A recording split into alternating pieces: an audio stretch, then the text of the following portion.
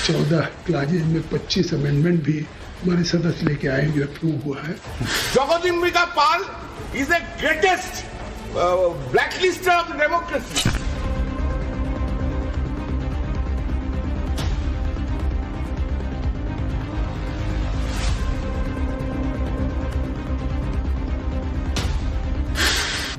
मेरे भाई, ये वक्फ का कानून मस्जिदों को छीन लेगा। ऐसा लग रहा है जैसे यह जो संशोधन लाया गया वक्फ बोर्ड के कानून में, यह मुसलमान विरोधी है। कहां से यह मुसलमान विरोधी है? वक्फ के नाम पर ये माफियागिरी तो कंट्रोल करनी पड़ेगी और उसको हम कंट्रोल कर रहे हैं।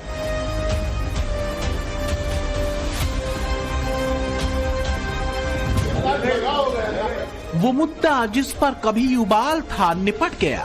क्या जो फैसला था दरमियान वो सुलट गया, या कि हवाएं बदल गई? क्या कहते हो? वक्त पर ताना सारा वितंडा पलट गया। इसको प्लेस ऑफ वर्शिप वाला करा दीजिए।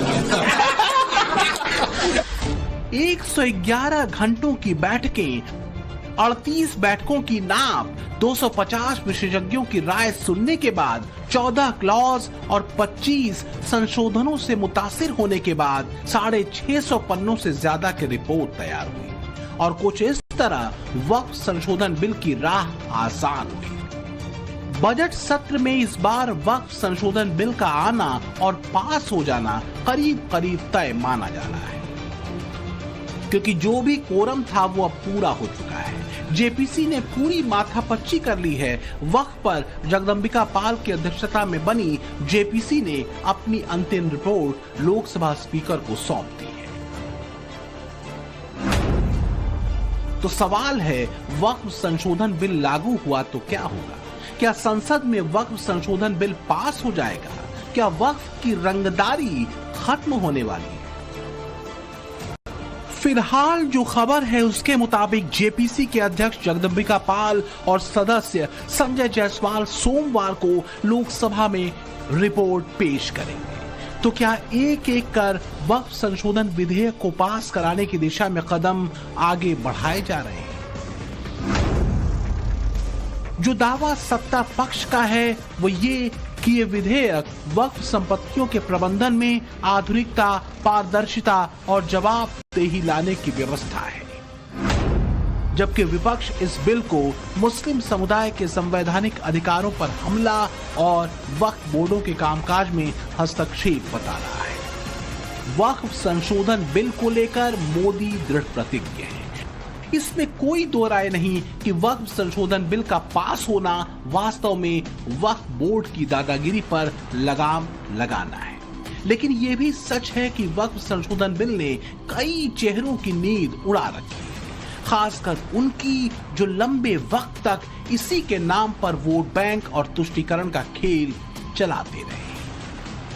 वक्फ संशोधन बिल को लेकर जो भ्रम मुसलमानों के बीच फैलाया जाता रहा है, उसकी असलियत भी अब सामने आ जाएगी कि वास्तव में इस बिल से फायदा अगर किसी को होगा तो आम मुसलमानों को ही होगा। 14 क्लाजेज में 25 अमेंडमेंट भी हमारे सदस्य लेके आए, जो अप्रूव हुआ है। मुझे लगता है कि आने वाले दिनों में ये जो वक्फ का सरकार की मंशा थी, ट्रांसपेरेंट हो, लाभ हो, डिस्प्यूट खत्म हो, जो गवर्नमेंट की प्रॉपर्टी पे कहीं क्लेम है या और कोई चीज़ें जिस तरीके से है, वो सारी चीज़ों का पटाक्षेप हो और वक्फ की प्रॉपर्टी का गरीब विधवा को मिले, आम जो पसमानदा मुस्लिम है उसको फायदा मिले, अनाथ बच्चों को मिले।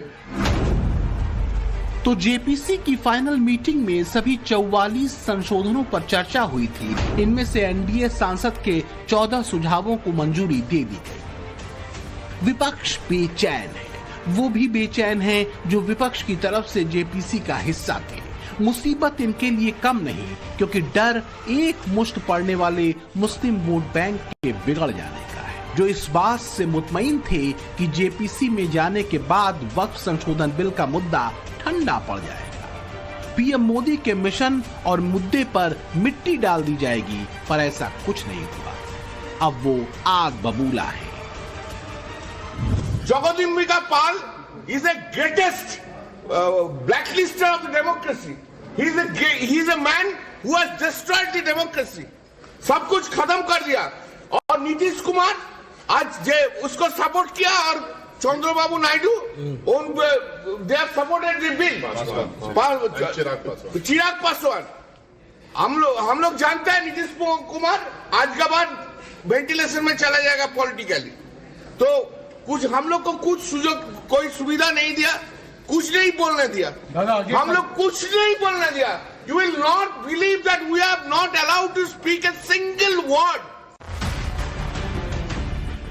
वक्फ संशोधन बिल के पास हो जाने की पूरी संभावनाओं के बीच विपक्ष कुछ इसी अंदाज में बेचैन है, या कहिए बेचैन बताने, जताने और दिखाने की कोशिश कर रहा है, जैसे वक्फ के सिस्टम में संशोधन करके देश के मुसलमानों पर बड़ा अत्याचार किया जा रहा हो. जबकि सच यह है कि सरकार इस बिल पर लोकतांत्रिक तरीके से एक एक कदम बढ़ते हुए यहां तक पहुंची है. लेकिन वक्फ संशोधन बिल पर विपक्षी नेता अपनी ही रटी रटाई टीकाएं टीकते रहे हैं, मुसलमानों को भड़काने उकसाने के साथ ही ये जताते हुए कि वक्फ बिल में हुआ संशोधन वास्तव में पूरे समुदाय को साइड लाइन करने की साजिश है. आप पूरे के पूरे एक कम्युनिटी को साइड लाइन करने की बात कर रहे हो. सारी प्रॉपर्टी आप कब्जा लोगे. सच्चर कमेटी की रिपोर्ट का आपने हवाला दिया. सच्चर कमेटी ने कहा था कि 2006 में अगर वक्फ की प्रॉपर्टी का सही प्रबंधन हो तो 12,000 करोड़ की आमदनी हो. आज इन्फ्लेशन रेट लगाओ तो ये 50,000 करोड़ पहुंच जाएगा. तो मुसलमान को तो जरूरत ही नहीं, इसका प्रबंधन ही तो आपको करना था. आप कर देते प्रबंधन, लेकिन आपने तो इसे तबाह कर करके सारा काम ही खत्म कर दिया. इसमें कुछ बचा ही नहीं. लेकिन वक्फ संशोधन बिल के विरोध के नाम पर जो वितंडा रचा जा रहा है, क्या वाकई इसके पीछे तथ्य है? आखिर क्यों ऐसी नौबत आई कि वक्फ कानून में संशोधन की जरूरत पड़ी? इसे आपको आगे बताएंगे. पहले जरा ये समझिए कि वक्फ कानून आया कहां से और कब. क्यों इस कानून को एक तरफा कानून कहा जाता रहा है? अगर आप वक्फ के पुराने कानून को देखेंगे तो पता चलेगा कि वोट बैंक के तुष्टीकरण के लिए किस हद तक वक्फ को मनमानी ताकत दे दी गई. साल 1995 में और साल 2013 में कांग्रेस सरकार के दौर में वक्फ को चुपचाप ये एक तरफा ताकत दी गई थी और ऐसे प्रावधान कर दिए गए जो इस्लामिक लॉ के भी मुताबिक नहीं थे, जैसे वक्फ बाय यूजर, जिसे 1995 में नरसिम्हा राव सरकार ने जोड़ा था. यह कानून दुनिया के किसी भी इस्लामिक देश में नहीं है. वक्फ बाय यूजर का मतलब कि जिस संपत्ति के वक्फ होने के कागजात भी ना हो, आप उसे धार्मिक काम के लिए इस्तेमाल करते हो, आप उसे वक्फ कर सकते हैं. मतलब एक तरह से ऐसी खुली छूट मिल गई जैसे जिस जमीन पर उंगली रख दो वो तुम्हारी.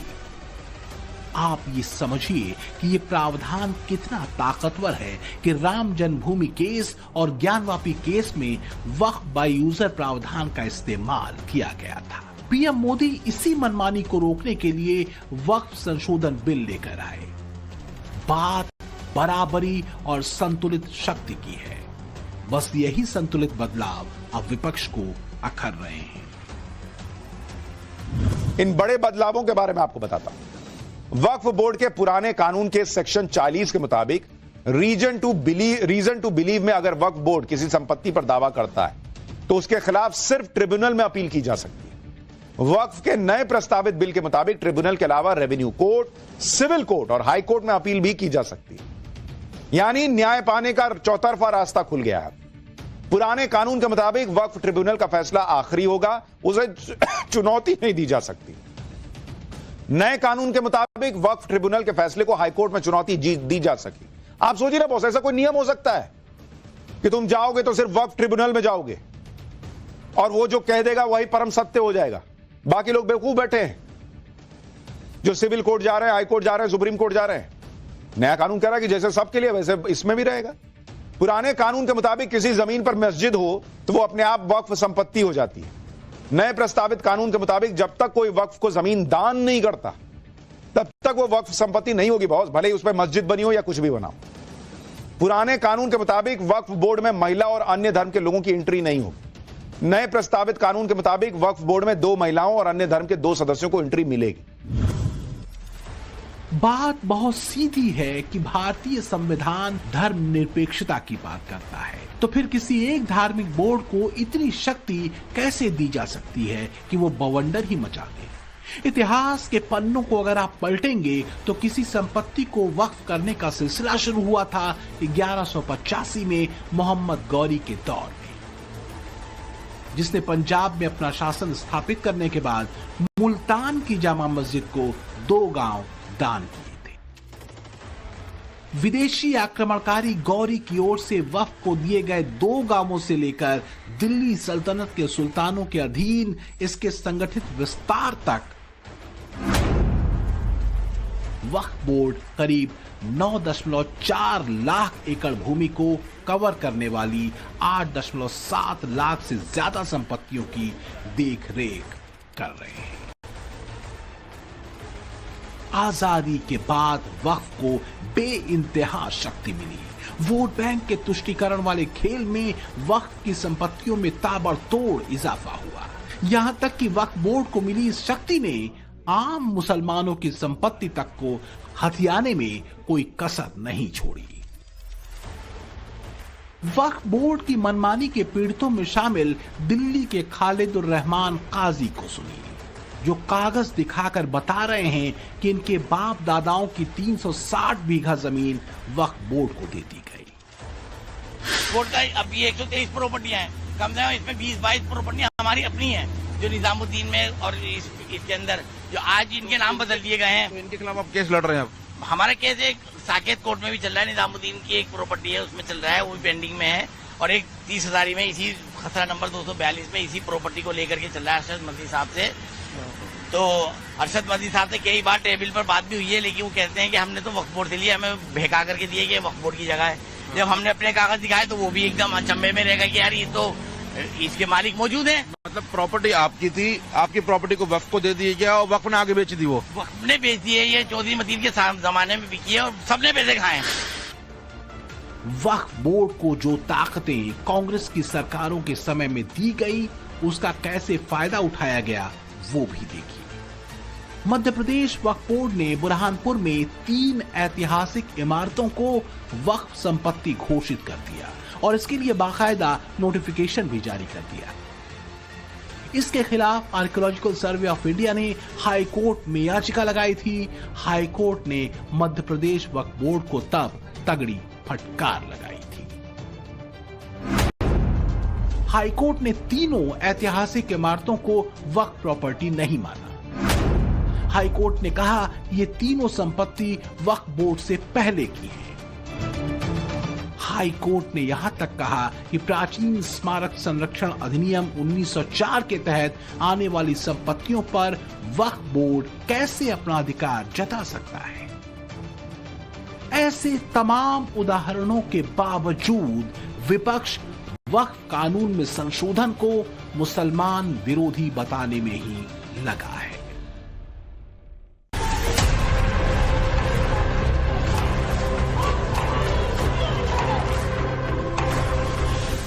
वक्फ कानून में बदलाव न हो, इसको लेकर कट्टरपंथी मौलानाओं ने देश के कई हिस्सों में मजलिसें की थी। यहां तक कि कुछ मजलिसों में तो धमकियां तक दी गई थी।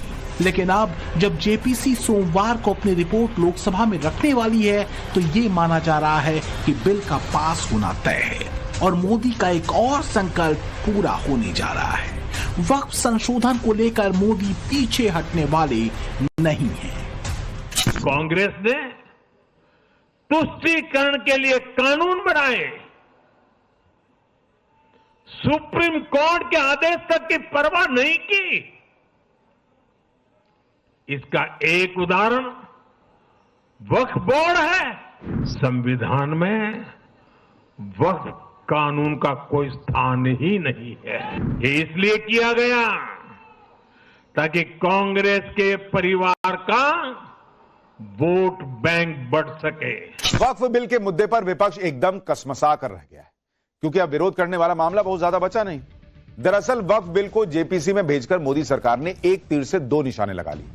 भाई एक तो यह कि मोदी सरकार एक तरफा एजेंडा नहीं चलाती, विपक्ष की बात भी सुनती है। दूसरा यह कि वक्फ बिल में किया गया संशोधन एक तरह से प्रामाणिक हो गया कि नीतिगत रूप से वो सही।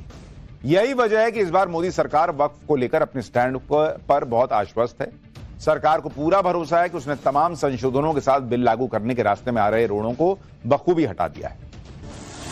विपक्ष लाख छातियां पीटता रहे, लेकिन जो सत्य है और संविधान निष्ठ है उससे पीछे हटने का सवाल ही पैदा नहीं होता। कम से कम पीएम मोदी ने तो ये संकेत दे ही दिए हैं। वैसे जो चेहरे वक्फ संशोधन बिल का विरोध करते रहे हैं वो वक्फ बोर्ड और उसके सदस्यों के खिलाफ चल रहे केसेस पर चुप्पी साध लेते हैं। वक्फ बोर्ड को लेकर जारी सरकारी डेटा के मुताबिक अप्रैल 2022 से मार्च 2023 तक सीपीजी आरएएमएस में 566 शिकायतें वक्फ बोर्ड की मिली हैं, जिसमें से 194 शिकायतें अवैध रूप से वक्फ भूमि के अतिक्रमण और स्थानांतरण के संबंध में हैं और 93 शिकायतें मुतवल्ली या वक्फ बोर्ड के सदस्यों के खिलाफ हैं। सरकार ने वक्फ ट्रिब्यूनल कोर्ट की कार्यप्रणाली का विश्लेषण किया और पाया कि ट्रिब्यूनल कोर्ट में 40,951 मामले लंबित हैं, जिनमें से 9,942 मामले मुस्लिम समुदाय द्वारा वक्फ प्रबंधित संस्थाओं के खिलाफ दायर किए गए हैं। वक्फ संशोधन बिल को वक्फ बोर्ड पर मोदी का सितम बता रहे लोग इस सवाल के जवाब में खामोश हो जाते हैं कि पूरे देश में 8 लाख एकड़ से ज्यादा की जमीन रखने वाले वक्फ बोर्ड की संपत्ति बीते 15 साल में दोगुनी कैसे हो गई। जाहिर है इतनी ज्यादा जमीन और संपत्ति रखने वाली संस्था पर गड़बड़ियों के आरोपों को नजरअंदाज नहीं किया जा सकता। वक्फ की मनमानी और दादागिरी पर सवाल सीएम योगी तक उठा चुके हैं। और रेवेन्यू रिकॉर्ड के अनुसार जो लैंड राजस्व विभाग की है या नगर पंचायत की या ग्राम पंचायत की है, उस पर सरकार को अपने कार्यक्रम को आगे बढ़ाने का पूरा अधिकार है।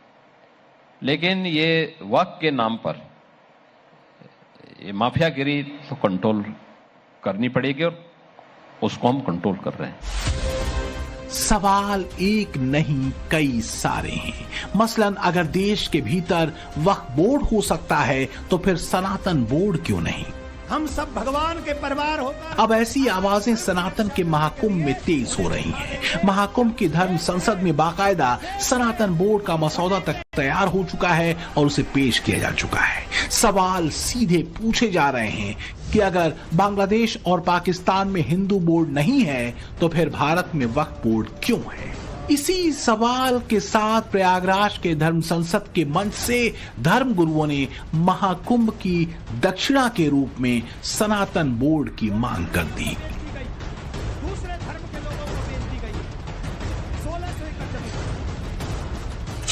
अब की बार एक नहीं 2 दक्षिणा दे के भेज दो हम सब सनातनियों को। पहली दक्षिणा सनातन बोर्ड का निर्माण और दूसरी दक्षिणा जिसने जबरदस्ती कुंभ को भी अपना कह दिया है उसे विदा कर दो महाराज, चकाचक हो जाए। कि हम सनातनियों को भी इस बात की मांग करनी चाहिए कि हमारा भी कोई बोर्ड हो, जिस बोर्ड के नेतृत्व में, जिसके संरक्षण में, जिसके मार्गदर्शन में हमारा सनातन धर्म व्यवस्थित और सुरक्षित रहे, सनातन का झंडा फहराता रहे। जय श्री राम। कुंभ की धरती से उठी दक्षिणा की ये मांग पूरी होगी या नहीं ये तो नहीं कह सकते, लेकिन एक बात तो तय दिख रही है कि किसी भी सूरत में अब पुराने वक्फ कानून को उसी रूप में आगे नहीं खींचा जाएगा। विपक्ष के शोर शराबे हंगामे से बहुत ज्यादा फर्क पड़ने वाला नहीं। संख्या बल हो या संकल्प बल, दोनों ही पैमाने पर पीएम मोदी मजबूत हैं। वक्फ के नाम पर चल रहे गोरख धंधे पर संवैधानिक रूप से नकेल कसनी तय है। ब्यूरो रिपोर्ट, टाइम्स नाउ, नव भारत।